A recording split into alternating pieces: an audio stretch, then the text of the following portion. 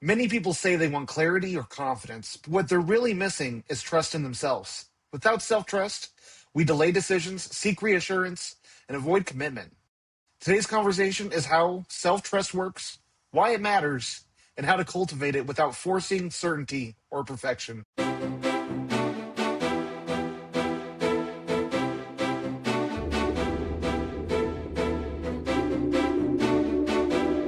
Hello and welcome to the new Ashla Podcast. My name is Michael Perry and I'm joined by Justin Gates today. As always, the tag team, The dynamic duo. the dynamic duo. I'm wearing black, so I'll be Batman. You'll be Robin. I feel like I'm always stuck in the Robin role. Okay, you get to be Batman today. I'll be Robin. Oh, I can't take your thunder. You got too much of the presence of. So self-trust is something we talk about almost every episode, I feel. It's one of the reasons I'm like, we should just dedicate a whole episode to this. Because it's really at the heart of so much of what we teach, what we preach in this podcast as far as how to effectively show up in life and heal. And a lot of people get it mixed up. It's what's that thing that works in the background for in our favor. You know, it's one of the things that drives effortless action, right? It's very Exactly. important. It's very important to our sovereignty. It's very important to our self-reliance. It's very important to all the things we do. But it has to be something that we build into automation inside of ourselves. We have to always be doing it at a point. We don't always start out that way, as we're going to talk about today, but there are ways to get there eventually, for sure. Well, and I think this is one of those things that there's like two sides of the spectrum. So self-trust isn't, I'm going to close myself off to everyone else. I have to be right all the time. That is not what self-trust is. Neither is I'm not going to trust anything I have, think, feel, or say, and I'm going to rely on everyone else to make decisions for me. There's a scale here, and it's in the middle is where we find. Every time, bro. You know? In the middle is where we always seek to be. Paradox is right, like the last episode. What's that? Paradox is like the last episode we did. Yeah. Both those the things we're talking about today, you said the scale. Both of these conditions on the extremes must exist for us to find the middle. So, and we all will float back and forth, sometimes further than we want to, but that's why we need to learn things that we can practice to keep us closer to the middle as we can, or at least build mechanisms that we can get back to the middle as fast as we can when things start going crazy. So what would you say self-trust is? How would you define it? In a sentence, I'd say it is confidence in your ability to make decisions and respond to those outcomes. It's not about always choosing correctly or always being perfect in finding the perfect people or finding the perfect job or finding the perfect this, perfect that. We don't do perfection here, right? It's about believing that whatever choice we make, we can respond to what follows after that. Because all things have a reaction, right? Everything we do has some sort of consequence. And I always feel like consequence has this really bad rap to it. But consequence is just that thing that happens after a choice. And sometimes they're good and sometimes they're bad. But being able to deal with that after we make our choice, after we do that. So it is really it boils down to confidence at the end of the day, right? Because a self-trusting person, that person that's closer to the middle, right? Or even a little bit further to the other side of that scale where you're overly confident, those kind of people know that they can assess and adjust and repair, but also learn as they go, no matter what happens. They don't need guarantees before taking action. They trust their capacity to meet reality as it unfolds in front of them. They're willing to accept the consequences of their choices, whatever that may be. I know for me, I struggled with this for the longest time because of exactly that. It was always, what are the repercussions of what I'm going to choose, and what am I missing out on if I go in this path? Right. And that type of indecision can be detrimental to our life. It's one of those things that when we lose that self-trust, as we start to really get to a place where indecision rules our lives, it's so hard to break free from that place. Well, it's not certainty. There's no guarantees, man.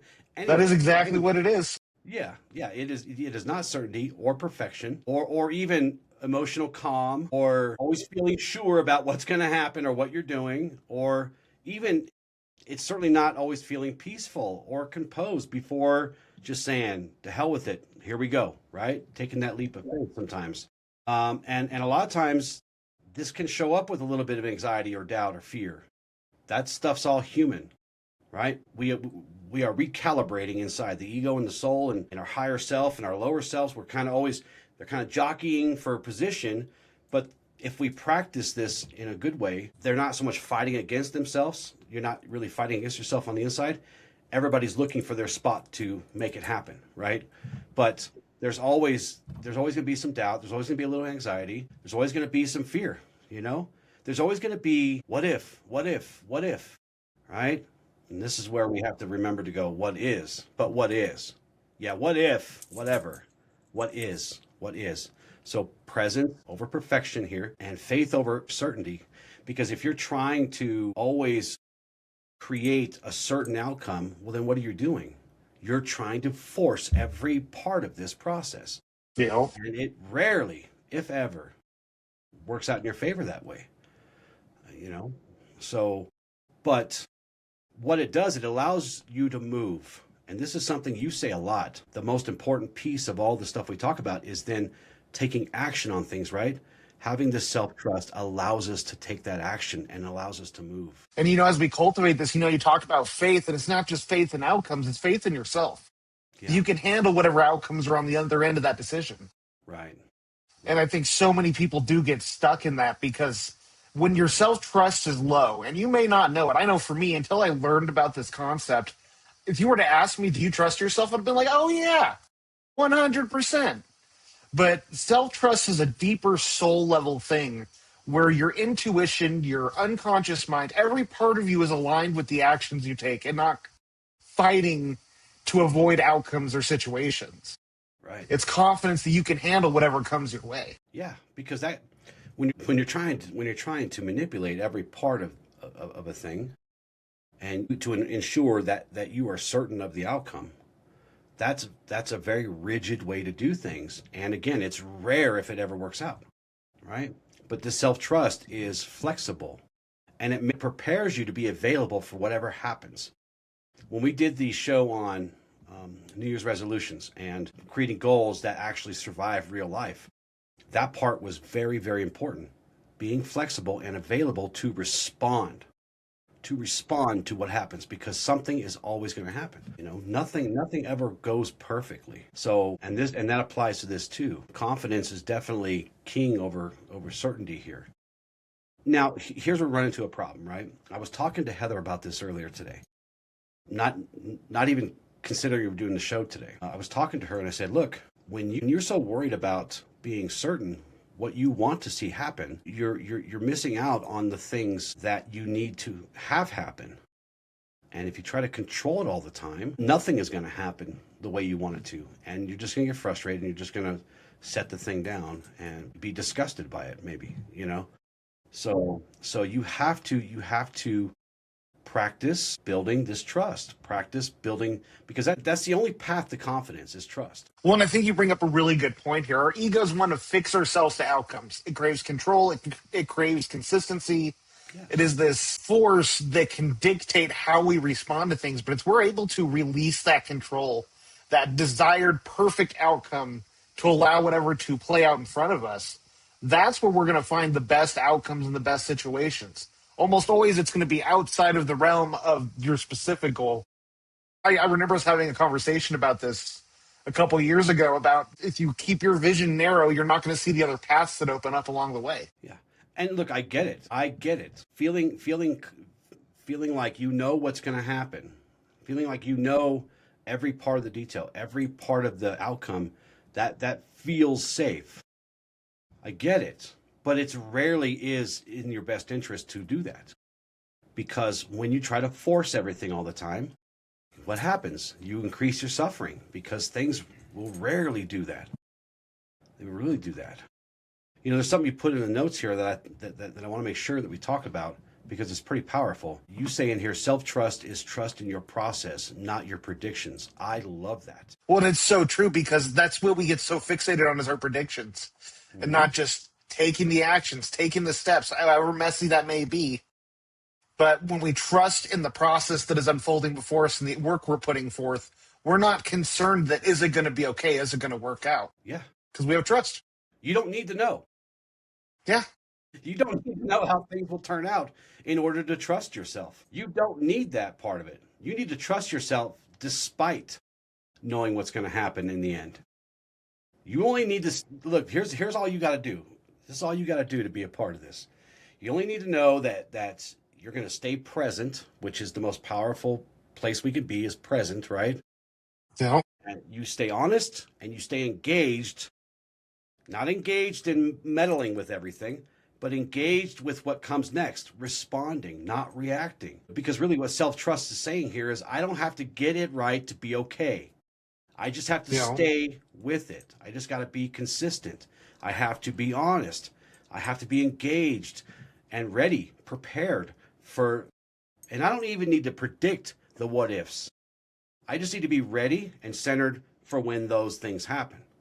And even then, you don't know what the what ifs are going to be. So it's pointless to go make a list of what ifs, right? Because you're just going to talk yourself out of it anyway. But this is why self-trust is that real foundation beneath confidence, because confidence is the result. Confidence is the result of trust, and that self-trust is that commitment that we make to ourselves that confidence is possible. Well said. Oh my God. Yeah.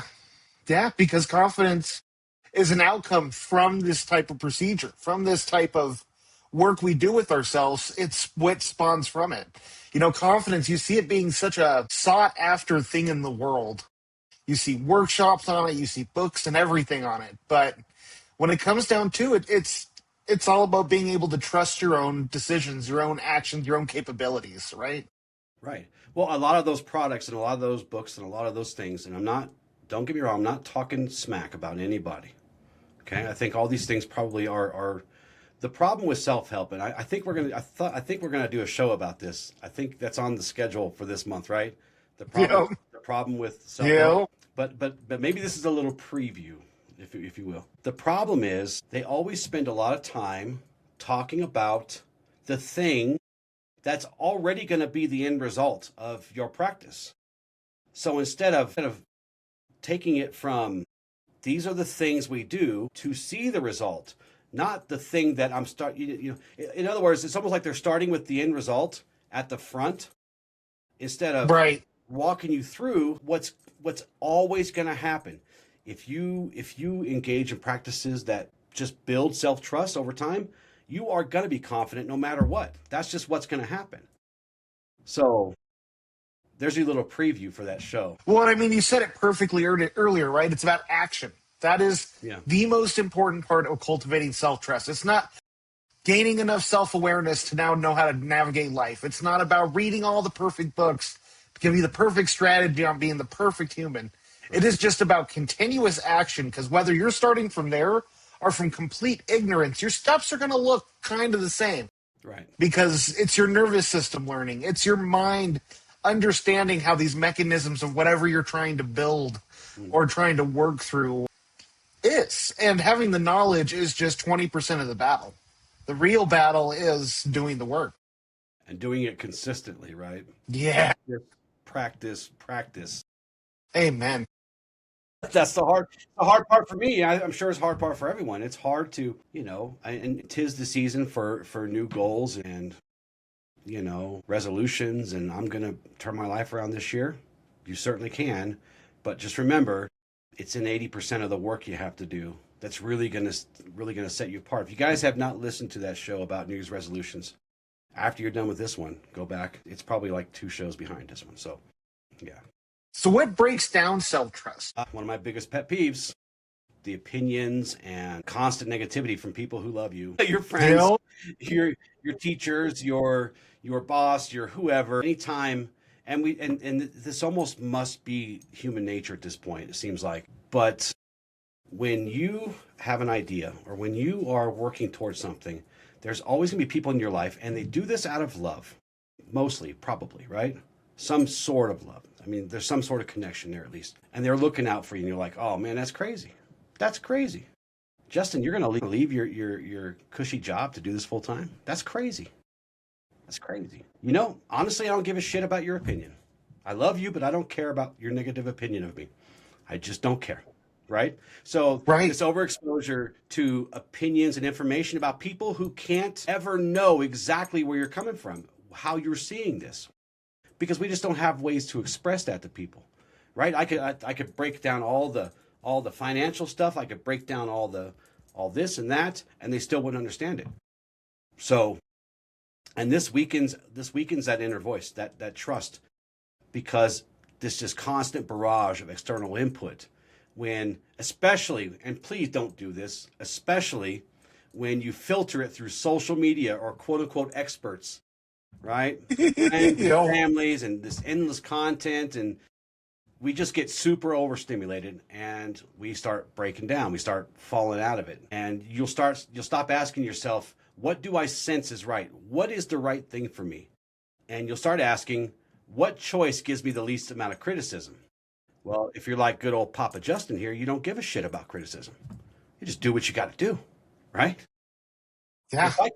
If I cared about criticism, I would never do one episode ever. Well, it's like one of the important notes with this too is, I mean, all these things that we're going to talk about that breaks down self trust are also healed with self trust. Yes. And when you are dealing with the overexposure of opinions, I mean, that is how you were raised to handle life. Is you getting feedback from your teachers, your parents, your siblings, whoever, and you're creating this map of how the world works.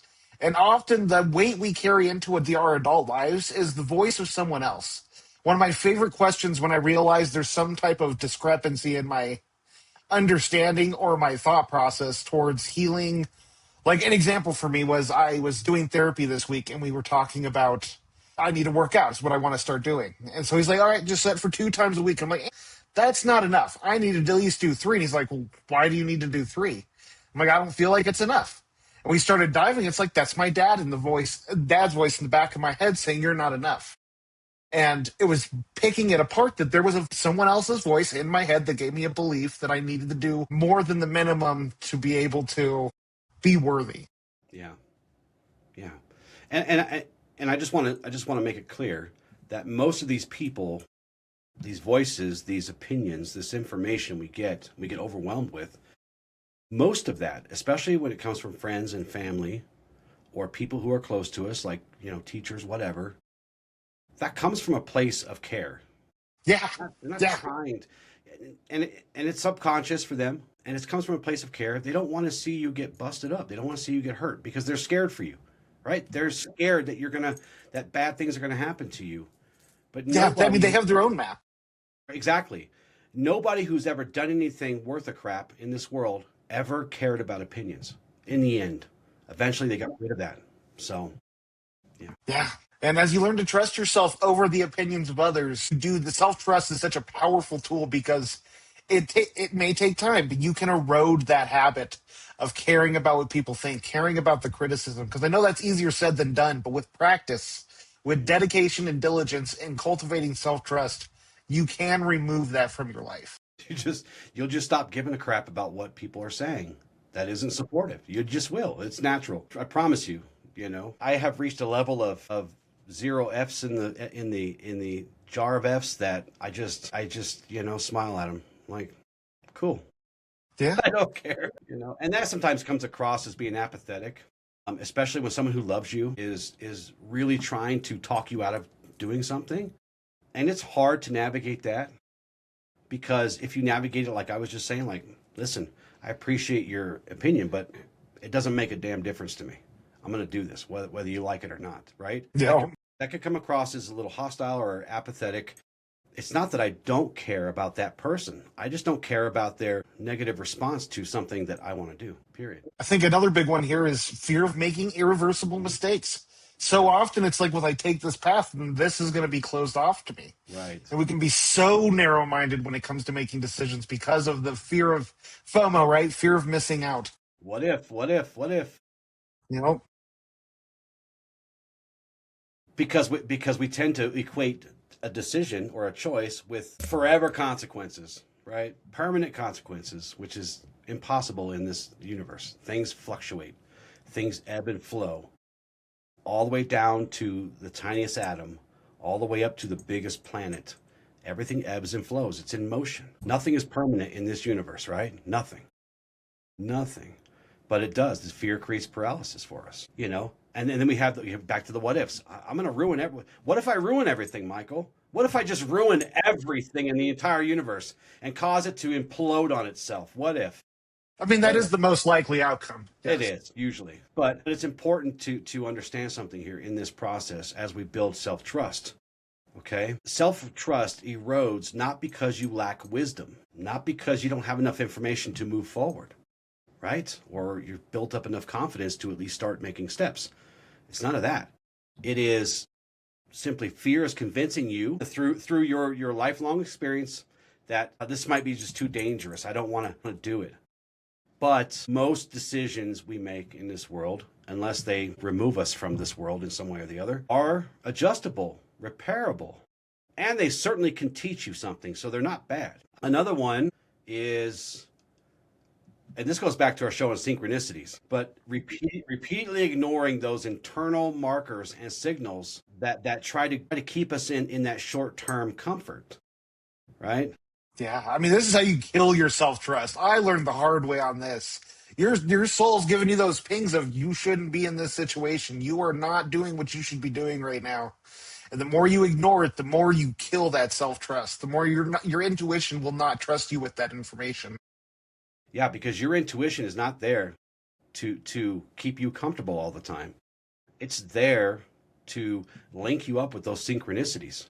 Every time you override your intuition, or you ignore it, or you run from it, or you lock it in a box just to keep the peace, or to avoid feeling icky or uncomfortable, or you choose certainty and familiarity over truth, you weaken your self-trust. Because what are we teaching? We're teaching our body that its signals are not to be respected or honored or listened to over time. It's a slow erosion.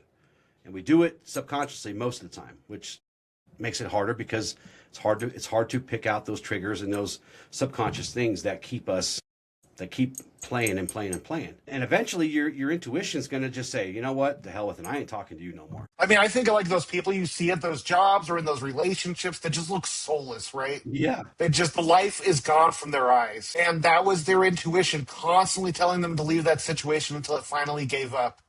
Because they would rather be in the comfort of be around the familiar devil than embrace the unknown. Right. Right. There's an important distinction for us to make here, though, of why it breaks down. It often comes from avoiding making decisions or avoiding the leaps of faith, and not because you're incompetent, right? Yeah. Which I think many of us, it's easier to say we're incompetent than it is to actually realize, oh, I could take this action. I remember wanting to get back into college for so long, and it's like, oh, I was special ed in high school. I'm not going to go anywhere. I'm not going to be able to handle school. And it's all about the limiting beliefs we tell ourselves, right? But in the Now look end, at you, it's man. You're on the best podcast on the planet. Look at you now. damn straight. And I'm crushing it at school. Yeah. Oh, yeah. Yeah. Yeah. People don't know this about you a lot, but yeah, you've got so many things going on in your life that are, you know, somebody who you described as earlier, your younger self could have never done, but yet here you are. Right? Here you are, building that self-trust and having that confidence. You're a very confident man. I don't know. I mean, I'm sure it comes through for them on the show because we talk about some of these really, really tough things. But you are a very confident person. I see you, you know, they don't get to see you interacting with people, and you have literally turned that around from being over here to like right in here somewhere. And Well, I appreciate that. It's so hard to gauge ourselves because we're our worst critics. right. No, we are. So, We are. yeah, You need to trust yourself, damn it. That's what the show's about. I walked into that, didn't I? You did. You did. Face first, right into the barn door. But again, self-doubt is rarely evidence of being incompetent. Most people are competent in something. I mean, not all things. We're not meant to be, though, right? So it's confidence grows through choosing and adjusting and staying present and navigating the consequences of things, right? Trust isn't built by being right every time either. You have to trust yourself enough and build that up to know that, well, that didn't go my way. What can I learn from that, right? How can I move forward now? And not caring about what people say. Look at you, you fell flat on your face. Oh, that must suck. That Yeah. is one of the best times to learn self-trust is when you It is. You're fail. like, There's nothing great. Yeah, there's nothing greater than a failure because you feel can like learn you're so like, yep, much. that did hurt. Appreciate your support, buddy. But time to get back up on that saddle, right? You just got to show yourself that you can respond and adjust and repair and continue forward. That's what you need to do. So So we I talked think about so we talked about why it breaks down. What is the cost of that? What how heavy is the cost of not trusting yourself? I think the weight can be unbearable, especially when it comes to things like indecision and overthinking. We begin to question our skills. We begin to question ourselves whenever we're put in a situation. One of the examples I think of is like I see how hard dating is nowadays. And it's just like it just takes a couple times you get rejected and you're like, I'm just not attractive. I'm not good at finding a mate. It's this buildup of repeat experiences that confirm the reality we see ourselves in. Right. Which is usually in those instances an illusion. I think there's somebody out there for everyone who finds them attractive. I think it's more likely the case because there's 8 billion people. Right?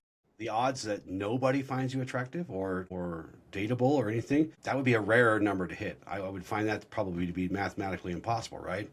Just look at math and you can find a way to kill those doubts. But yeah, what does the mind do? It tries to compensate it by thinking harder. You know? It's just like the show we did on spiritual connection. Just believe more. Just believe harder, right? Just think harder. Just think harder. That'll work. Well, and I think Because one of the greatest issues with that is so many people think that their minds have the ability to figure out these complex issues. And our minds are computers. You put in a question and it will try to give you an answer. And unfortunately, it'll start going haywire if it's not as simple as 2 + 2 = 4. right, It starts looking at every possible reason things are not working out when you're asking it that. So we got to not let our minds, we can't think our way out of these type of situations. And if anything, it just brings us down further. yeah, yeah, it does. It does because we're not choosing and learning. We're not choosing and learning, and it gets us stuck, right? In these loops of doubt. And also as you're overthinking, you are rehearsing illusionary outcomes without ever even engaging in what's real in reality. Because the reality is, you're probably not the thing that you thought you are. You got to change your perspective. Got to be real with yourself. You got to be real with yourself. That's the hardest part about this work. Any of this work on any of these paths or similar paths, you got to be real. You gotta engage in truth. You got to meet yourself where you're at, not where you want to be. Another one, and this hits on, losing our goals and stuff too. But we're just not consistent enough. We don't follow through consistently. You know? You know? And how this relates to self-trust? Well, we start doubting, and then our commitment gets fragile. The ice gets thinner and thinner, and we're scared to step on it after a period. And sometimes a decision may feel right in the moment, but doubt will come in, and our energy will drop, and our motivation fades. Which, as we talked about in that show, motivation is not a great fuel for everything. And it's not that you're lazy. It's just that you're ruminating, right? You're in that Yeah. rumination, and you're just believing that your own decisions are unreliable. And when you're inconsistent, you start breaking promises to yourself. And it goes back to the jar of marbles, right? You have to start to trust yourself. And every time you break a promise to yourself, you got to pull a marble out of there. But you got to honor your word, especially with yourself. That's one of the greatest keys to self-trust is being able to have that follow through because the soul knows when you're backing out of plans constantly, when you're not doing the hard things, your soul knows, which I think also ties into like our relationships, how we have very weak or unclear boundaries with people. Yeah.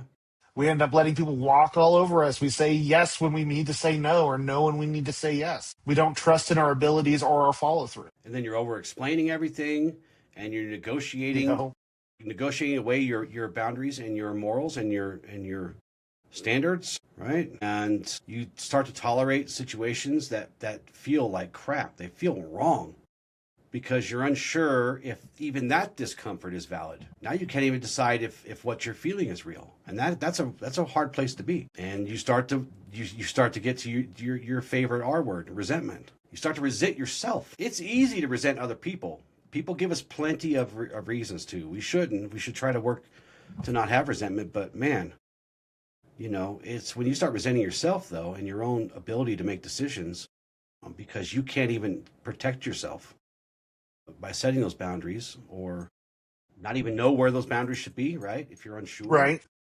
you stop trusting yourself. And that's the worst person to hurt you is yourself. Well, I think But it's hard. It's the worst time to do it. It's the worst person you can hurt is yourself, because you lose a lot when you do that. I wish more people realize that too, because I think so many people are stuck in their situations in life because they hurt themselves too much, or they judge themselves too much for a decision that was made. Yeah. It's like I was watching a video a couple weeks ago that just like one of the key things within it that just hit home is it's like life is suffering. There's no way around it. There are ups, there are downs, there are good times, there are bad times. But life, it's suffering, working, having to get by, all the chaos in the world, everything. But it's not letting that suffering consume you. Learning to enjoy life anyway. It is what you make it, man. Yeah. I know that sounds cliche, but It's true. Your perception is your reality. It is. It's in every ancient text in some way or another.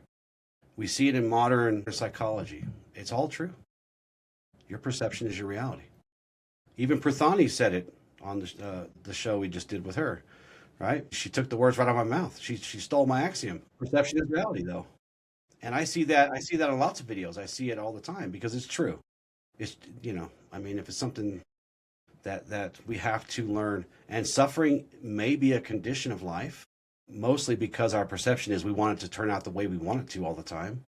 But if we perceive that setbacks are a good thing, and setbacks can be teachers, then that suffering is minimized. And another thing is, looking for reassurance is not a bad thing. We're all human. We need people to reassure us from time to time, especially the people we love the most. It provides that motivational fuel sometimes, right? But when you get to a point where there's this chronic need for reassurance, it's because you're not trusting your own judgment. You're seeking confirmation outside of yourself. You're asking everyone else, especially, and sometimes people who are not good for you, to validate your choices and to validate your feelings and to validate your direction. Rewind this back to where I say their opinions don't matter, because you must learn to trust yourself in such a way that outside stuff doesn't affect the trajectory that you're on, the growth that you're on. It's good to get some reassurance. I enjoy getting reassured. When I look at the numbers on the podcast, that's a reassurance for me. But do you think I go look at all the negative comments on YouTube for confirmation and reassurance? Again, if I did that, this episode wouldn't be happening. Yeah. Well, and I think one of the most important things for people to realize is we have a negativity bias, right? Yes. We are going to be drawn in by the negativity. So we have to choose to put our attention, to train our attention towards the positive, It's just the dust on the shoulder, man. Whatever. But reassurance can be good, and it can be healthy for us, because it does offer that kind of that temporary relief. But just like motivation as a fuel, it doesn't last. It burns out. And every time we rely on it, we reinforce that belief that sovereignty and authority exist outside of us. Which it does not. It does not. The lack of self-trust creates dependence on external validation in this case, right? And that's not good. That's not good. When it's like, I wonder how many people operate from an external locus of control. We bring it up on this podcast a lot about learning to validate your own experiences. How many people don't know how to do that? Because I feel like it's a huge percentage of the population. Yeah, especially when when you've gone through all the crap to get to that point, to that understanding. It does, and it's easier for you to see. But there's an important thing here that I want to note. A lack of self-trust does not just affect your confidence. It creates a dependence on external validation. The comments in the YouTubes, the aunt that just thinks everything you do is stupid.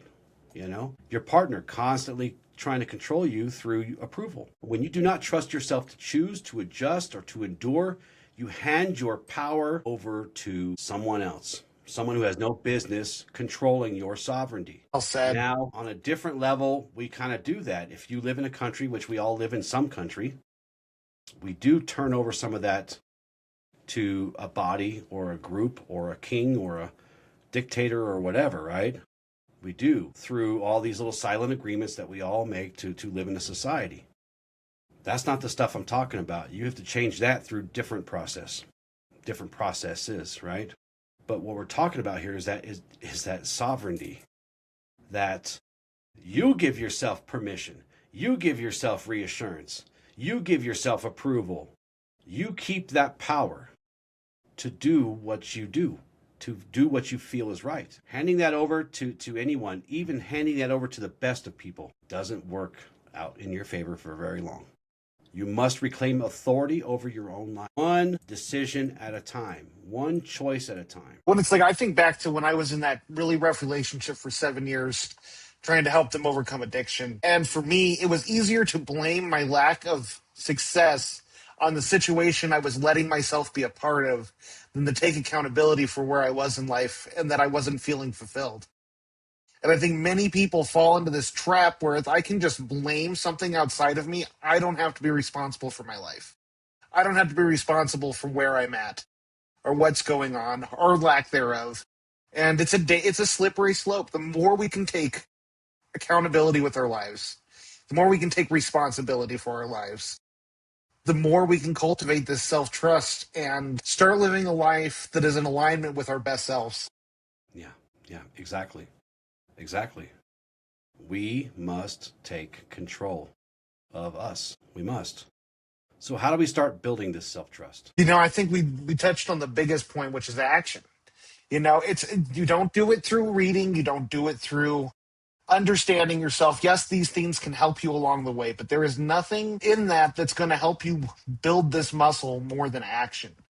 Doing the things you tell yourself you're going to do. Setting realistic goals so you don't overwhelm yourself. Not setting too many goals. It's about the little promises you can keep to yourself and the times you choose you over anyone else. Exactly. That's well said. It grows when you move. Because intention without action is just a theory. Sometimes it's just a daydream, man. Wish it, want it, do it. Even imperfect action gives you lived experience. That's what you need to be building, is lived experience and lived evidence that you can engage and survive, right? No matter what the outcome is. Trust is not a mindset shift. It's an experiential one. You must have experience to gain wisdom. That's the only way to do it. And a lot of that's through some skin knees and bumps on the head, man. But that's how it is. And the truth is, we just have to take those licks sometimes. But to build the trust that we will endure if we keep moving, if we stay active. And you got to have patience, I think about like guitar players and stuff like that, where it's like, how long do you think they could play music right off the bat? Now, there are thousands of hours of horrible strumming, horrible notes. It was a messy process. But that's what practice does. That's the dedication you need to have to master anything. If you think you're going to just go and learn a new skill, it's going to take you a day and you're going to be a master at it in a week. It's not how life works. Yeah. Another one is at the very heart of everything we do is that we make our choices, we observe what happens, whether we wanted it to happen that way or not, and we adjust. This builds confidence. Every choice we make creates some kind of data that we can look at and we can study.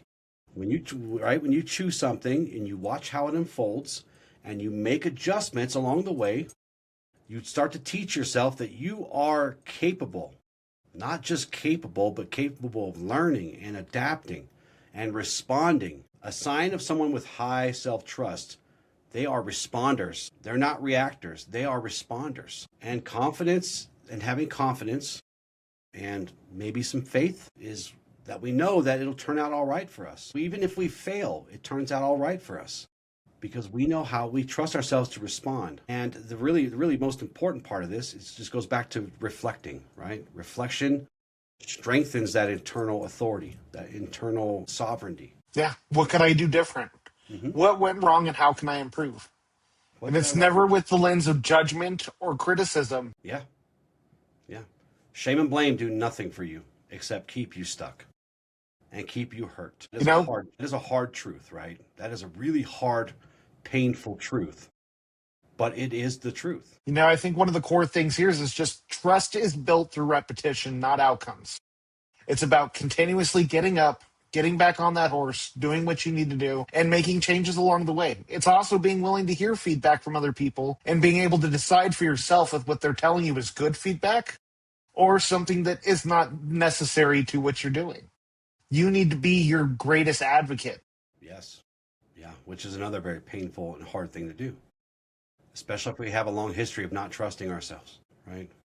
You have to repeat of you gotta make a habit of choosing and showing up, being present and responding and staying engaged through repetition, not worrying about outcomes, especially when the outcomes are uncomfortable. If you can stay present in that and you can hold accountability there, you will build that trust and that belief in yourself. It's important to understand here that self-trust is not a reward for success. It is the result of participating in the process. So true. So, what are some practical ways they can cultivate self trust? What are some actions they can start taking now, regardless of where they're at on the spectrum? Honor your word. Honor your word. Be a person of their word. That just doesn't mean keeping promises to others. We're talking about us today, right? We're talking about how to keep promises to ourselves. And we talked about this a little bit, but that self-trust erodes. It does not grow when we repeatedly say we're going to do something and then we don't. And this goes back to another one that I'll let you handle. But it doesn't have to be these big giant things, man. Just do little things. We talk about doing little things all the time because you build up momentum and everything unfolds in larger ways later. That's what happens. Exactly. Don't it doesn't be these grand things. In fact, they shouldn't be these big giant things that you promise yourself. Commit to things you know that you can follow through and then do them every time, right? Well, it's like a muscle, right? If you are someone who struggles with follow through and commitment, you got to start small. You can't expect to be pushing 100 pounds when you've never worked out a day in your life. You got to meet yourself where you're at and make small enough promises that you can start building that trust. I'm going to brush my teeth tonight. I'm going to get out of bed before 10 a.m. Little promises that you have follow through on and find ways to hold yourself accountable. I know for me, I struggled with that, with the waking up one was a big one when I worked second shift. So I ended up having to do an alarm clock on my dresser, an alarm clock in my bathroom, just to have force me to get all the way over there. Right. But it's like it was meeting me where I was at and doing what I needed to while having a realistic goal. That's a good strategy. Yeah. Yeah, because if it's next to my bed, I'm just going to be like, bro. It's important, and I don't know if we touched on this good enough. If I'm glad I'm not the only one. or even at all. But you have to understand that we are building a relationship with a human being here, right? You are building a relationship with a precious human being, the human being that you were given control over. I saw this interview with Matthew Hussey and oh gosh, what was her name? Anywho, it was a fascinating interview, but he had this wonderful piece of advice. And he's like, we were put on this planet to take care of one single human being. Mm-hmm. And most of us are not caring for that one human being we were put here to take care of. We're too busy trying to help everybody else. We're too busy trying to do anything but support this one person we were put in charge of at the day we were born. Yes. Yeah. You are building a relationship with a precious human being, and you must honor that by keeping your promises to them, by making sure that you're restoring that confidence and that credibility and that integrity with yourself, right? You need to be focusing on the things at first, the little things that will unfold into larger things. Right now is where you have the power.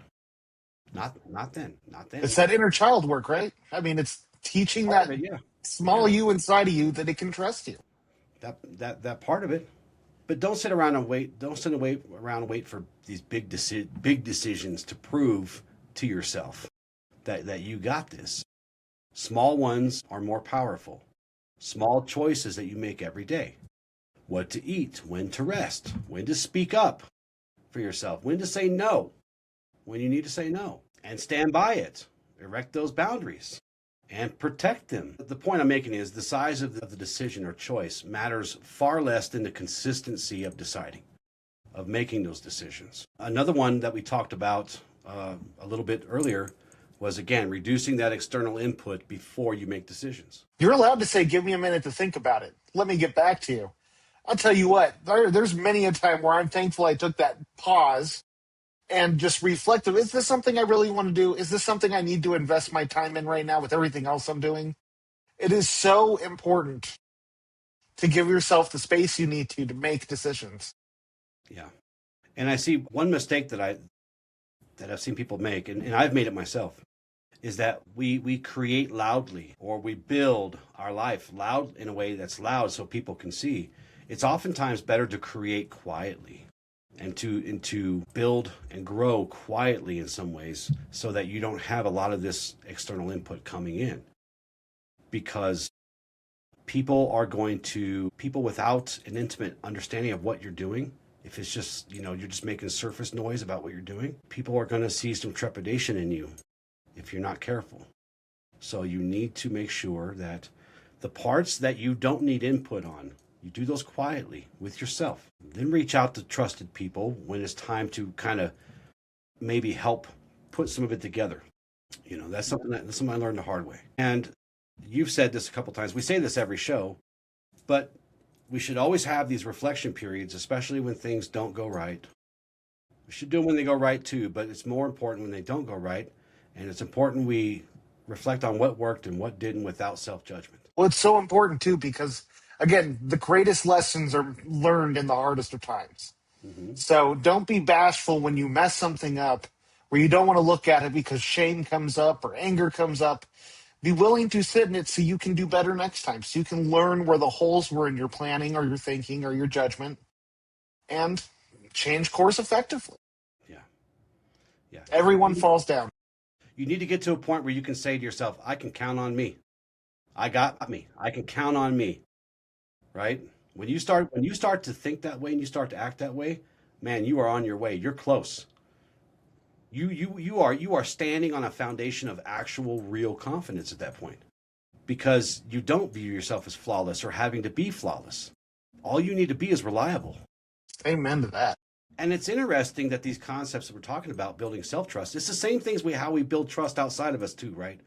All these things. But today we're focusing on doing it here so that we can do it externally, because that's important in the world. People must be able to trust us. So, and we got to look out for the people that we can trust too. But it starts here. Like everything we do, it starts inside here. I can count on me. I'll be fine. I'll get through this. You're standing on actual confidence at that point. So what does strong self-trust look like? When you start going through the motions, you start cultivating this muscle. Something that people say to me is that I'm very calm and quietly confident, right? Because they can recognize that I'm not performing. I'm not doing this performative certainty dance, right? I'm not loud about it. I'm quiet and grounded and I'm steady. You don't need to convince others or prove yourself constantly. Show up authentically and confident, and that it will do all the talking for you. So that's one. It's just having that calm confidence, that steady confidence that's not performative. A true demeanor. Mm-hmm. And another one is just how fast you're able to make decisions, because you're no longer second guessing everything that pops in your mind. This is what I need to do. This is the right choice. And this is where intuition becomes so second nature and is one of the most powerful places we can be in, because often we can make better decisions intuitively than we can cognitively. And so when we're able to trust our own judgment, our own perception, things flow from us naturally. You see this a lot. You see this a lot in responders, people who deal with dangerous situations. You see quick decision making, because sometimes lives are at stake and they don't second guess. And this also ties back into, we fall to our lowest level of training, or our lowest level of healing, as we call it on the show.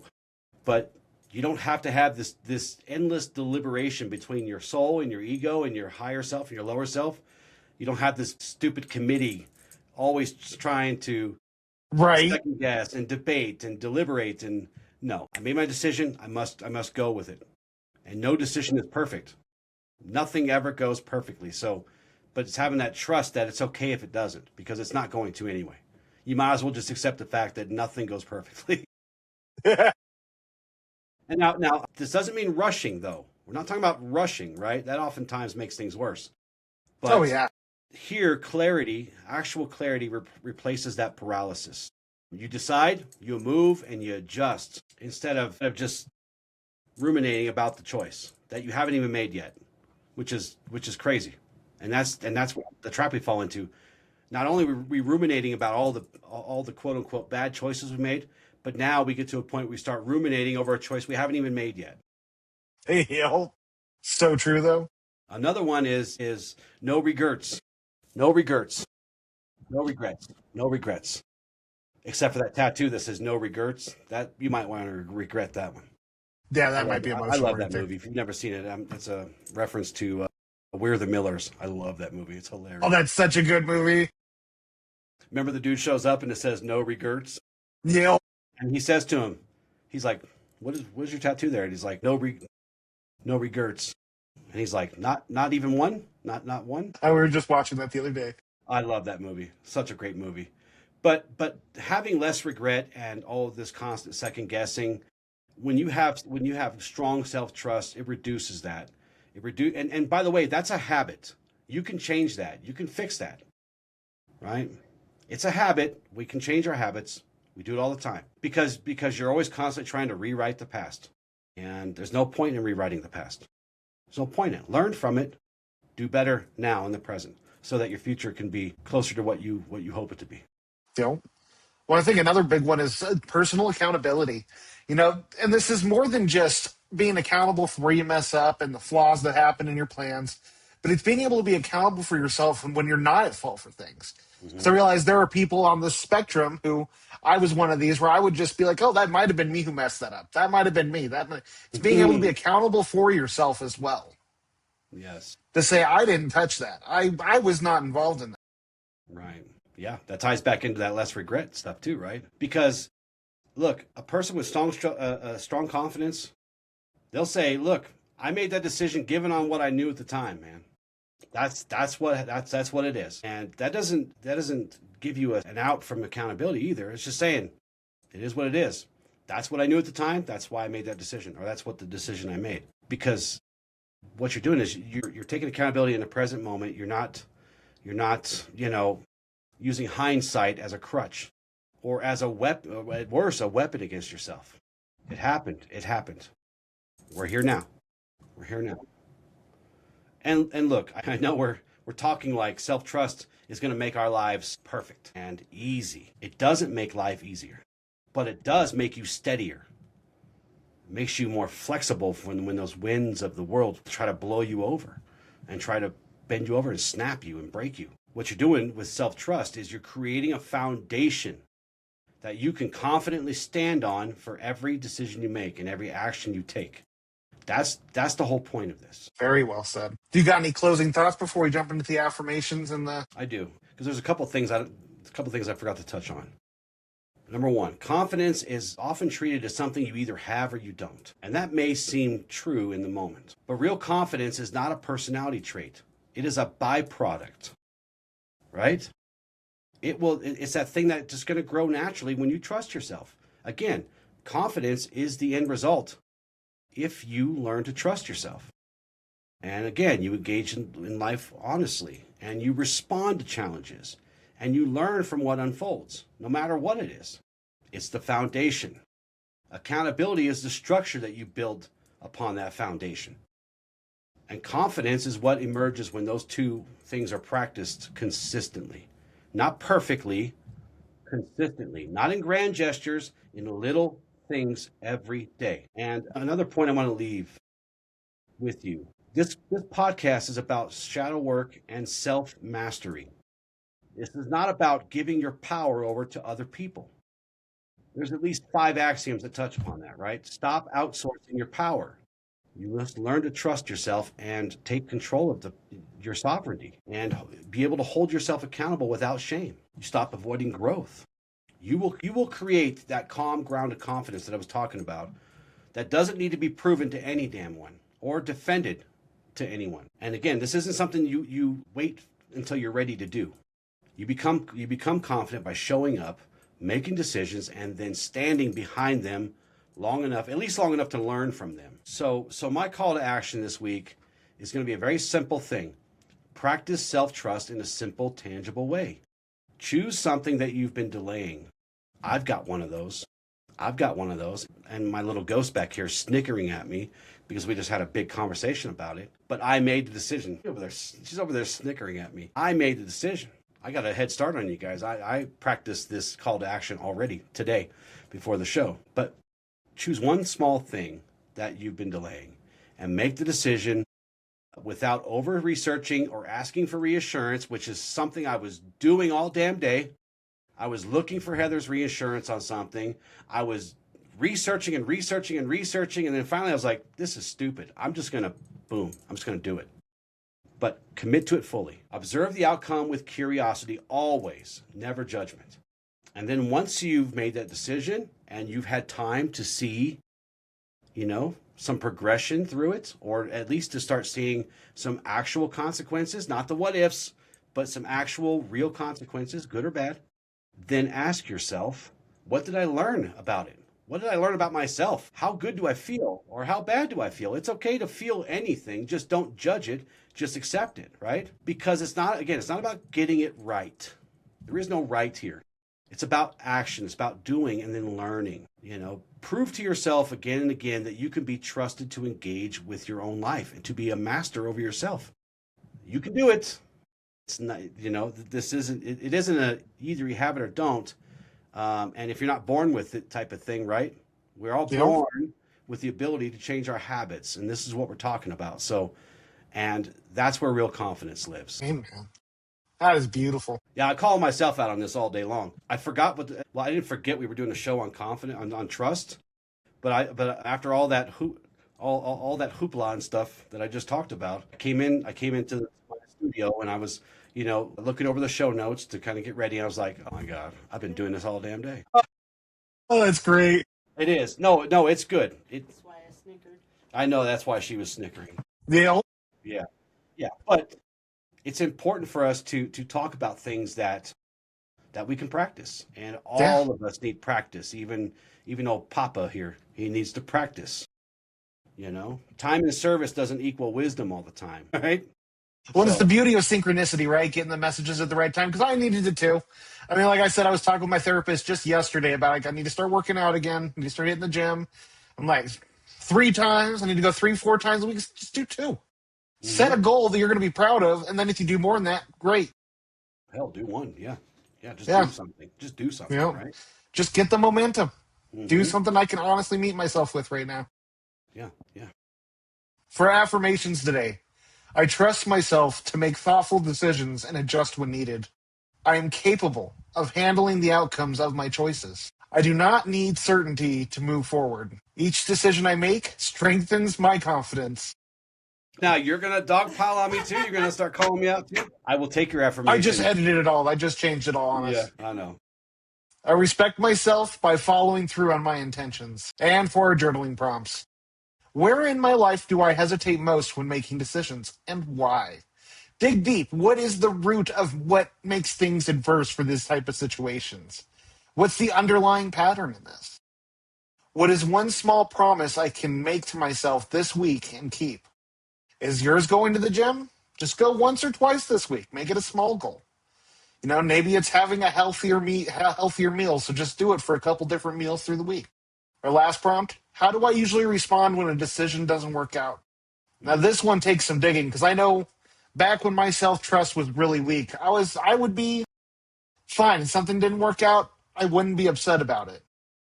But it was through that feeling that I was not pushing myself to try harder, because that became the norm. I guess it didn't happen again today. Dig deep into how things don't work out for you. You'd be surprised what you can find. Thank you so much for joining us today. You'll be amazed. You won't be surprised. You'll be absolutely amazed. Yeah. The hidden patterns lying there. Check out our socials, the TikToks, the YouTubes, the Spotifys, Also, newashla.com, best website ever. Best website ever. With love and gratitude.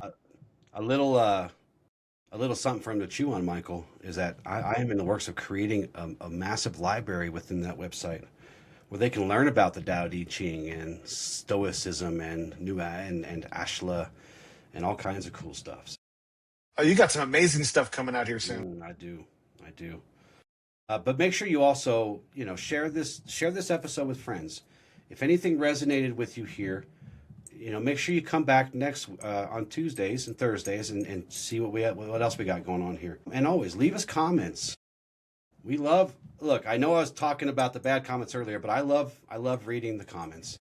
I don't always respond to them, but we do like the feedback that we get, and we don't get enough feedback, I don't think. So tell us how you feel. We'd love to hear it. If there's any topics you want us to go over, we're here for it. Yep. With love and gratitude. Ad lucem. Ad lucem.